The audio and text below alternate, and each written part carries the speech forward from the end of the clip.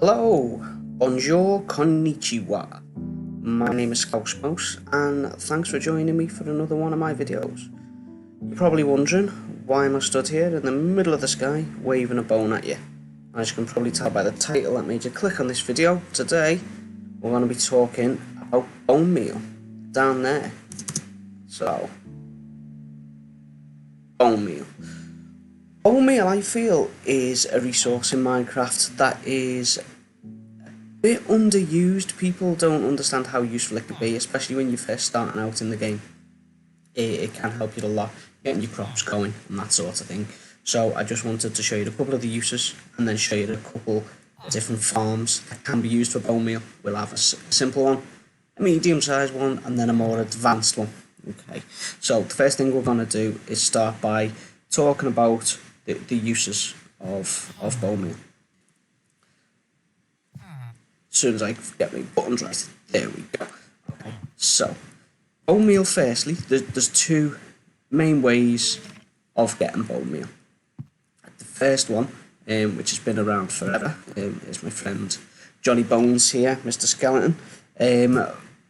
When you kill skeletons, they drop bones. You pick those bones up and use the crafting table, turn those into bone meal. The plan here was to actually dispose of Mr. Bones. Yes, don't look so worried, pal, I've changed my mind.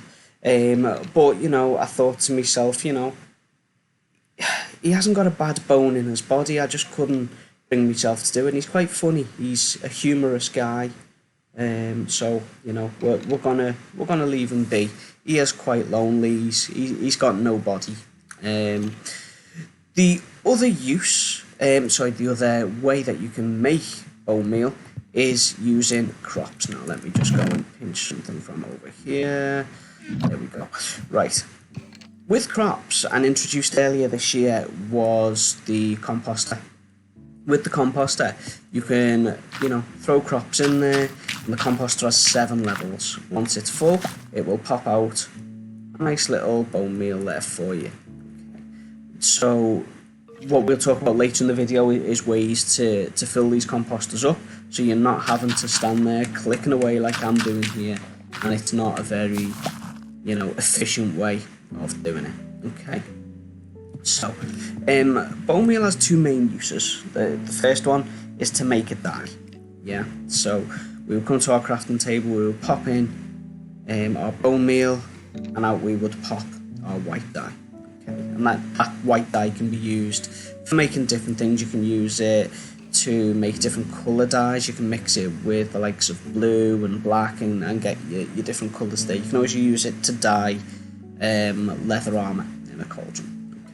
And the other use, and the main use, especially early game, is to use it as a fertiliser. Okay, so if I pop this oak sapling down here, and I pop some wheat seeds down, I haven't got a hoe. Let's get a hoe. Let's see, we'll go for gold. Let's keep it jazzy. If you pop some bone meal straight on the seeds, you know, it can take a couple of goes to get it.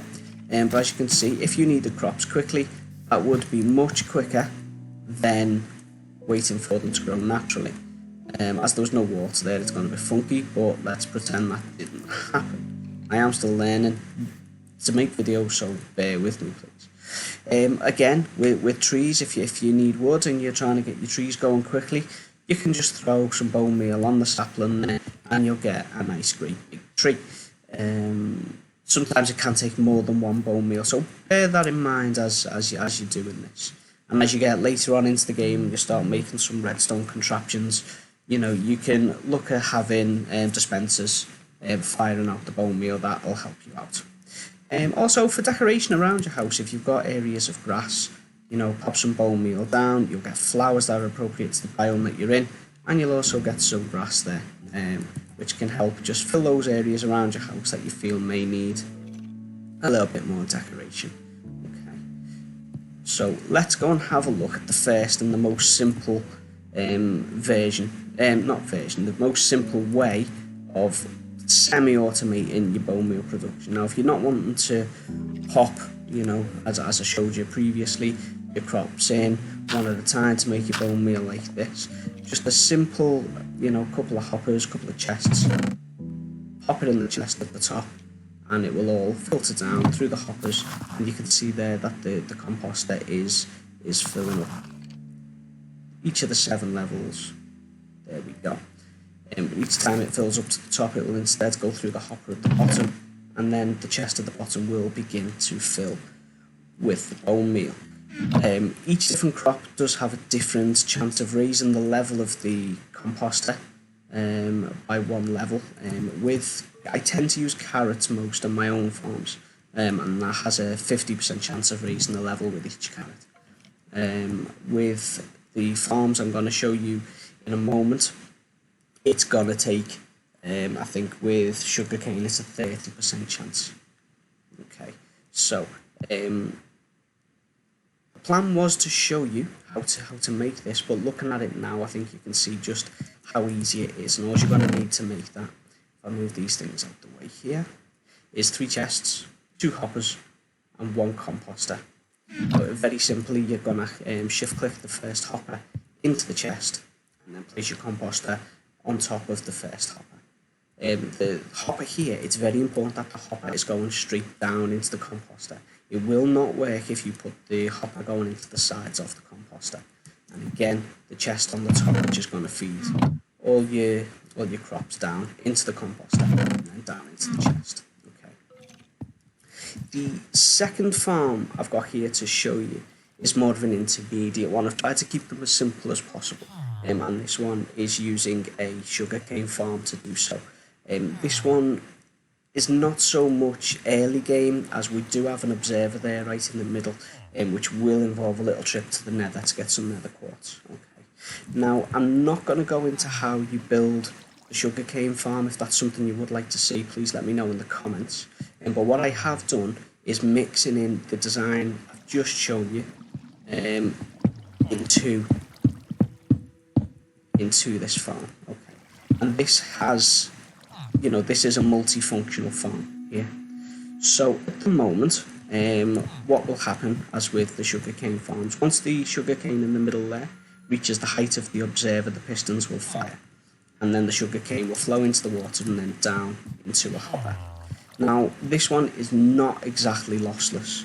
The sugarcane does not always fall into the water, but the loss isn't too great, and you do still get a good amount of sugarcane falling into the chest. So there's 2 uses for this farm. I've added a little lever here to lock the hopper. So what that'll mean is if I do want to collect sugarcane for other uses, such as making paper, making sugar, and then we can do that, and we can remove the sugarcane to do that. But with the flick of the switch, it unlocks the hopper, and then the sugarcane will start flowing down into the compost and then down into the chest there.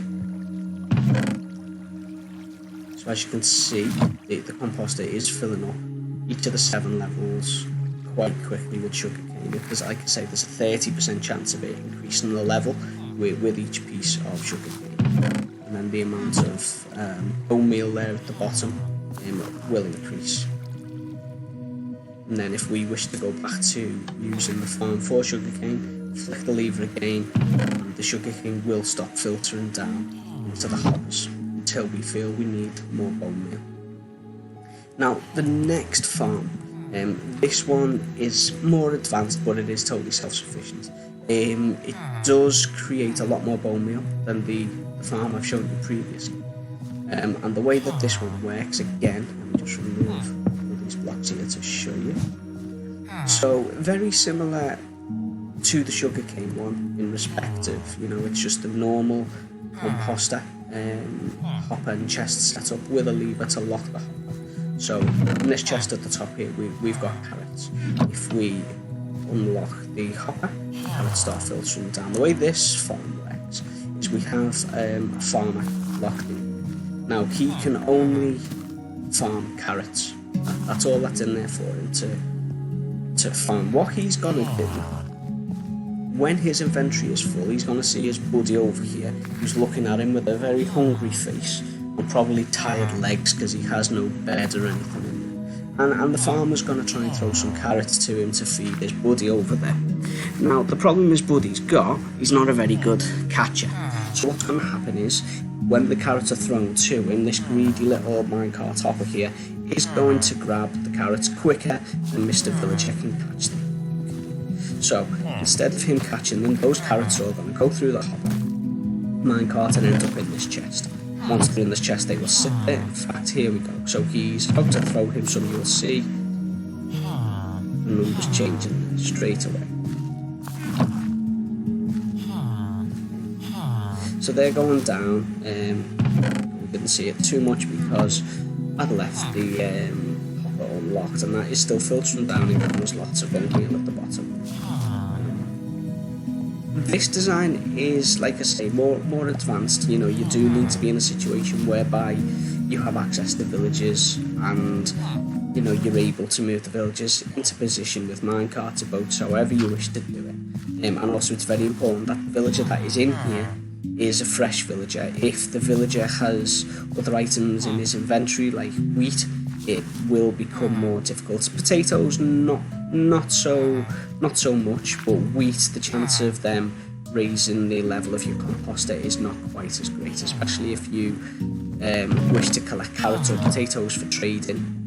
If you have a villager trading hall, then you know that option is there. So I feel, you know, especially in early game, you know, bone meal is a resource that should be used more, especially, you know, when you're first setting up those farms. You know, it can help get those crops going quickly. And you know, the composter here is also a good way. You know, if you have your wheat farm, which I think everybody does to start with, you know, throw your excess seeds in there, because you always end up with a million seeds that you end up just dumping in lava or something. This way, make use of it, get some bone meal, get your crops going, make your dyes, and make use of it all. Thank you for watching. And thank you for bearing with me on this journey while I'm still learning what I'm doing here on YouTube. Thank you for watching. ScouseMouse out.